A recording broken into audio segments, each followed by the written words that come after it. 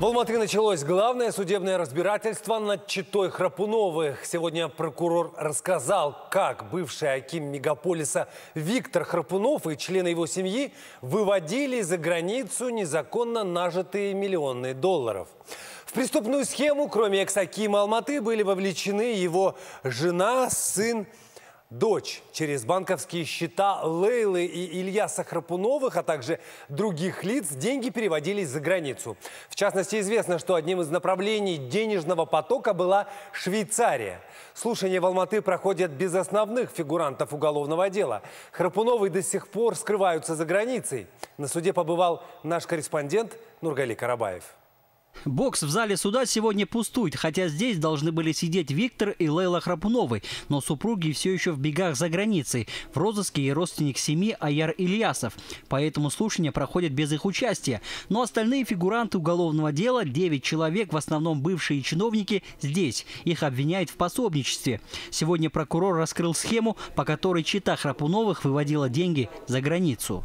Полученные денежные средства выводились через банковские счета Храпуновой, их сына Храпунова Ильяса Викторовича и других юридических физических лиц посредством перечисления в Швейцарскую конфедерацию и другие иностранные государства на счет Храпунова, дочери Белмандани Эльвиры, офшорной компании. Виктор Храпунов начинал свой чиновничий путь довольно успешно и сделал головокружительную карьеру. Но тогда никто не мог подумать, что он в итоге обзаведется собственным ОПГ по расхищению государства.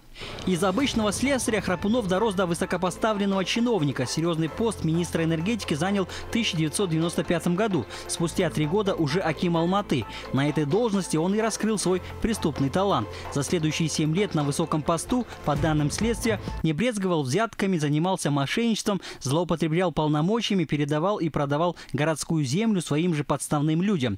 Основал целую преступную сеть по расхищению народного богатства. В итоге награбил на 250 миллионов долларов.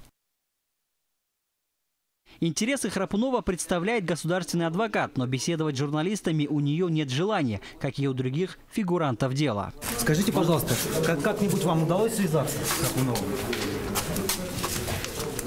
Следующее заседание назначено на завтра. Виктор Храпунов, который вряд ли добровольно явится в суд, с начала судебного разбирательства не комментировал обвинения против себя. Хотя обычно экс-чиновник не упускает возможности обвинить власти Казахстана в незаконных действиях. Сегодня реакции тоже не последовало. Нургали Карабаев, Ринат Абулхаиров, Информбюро, Алматы.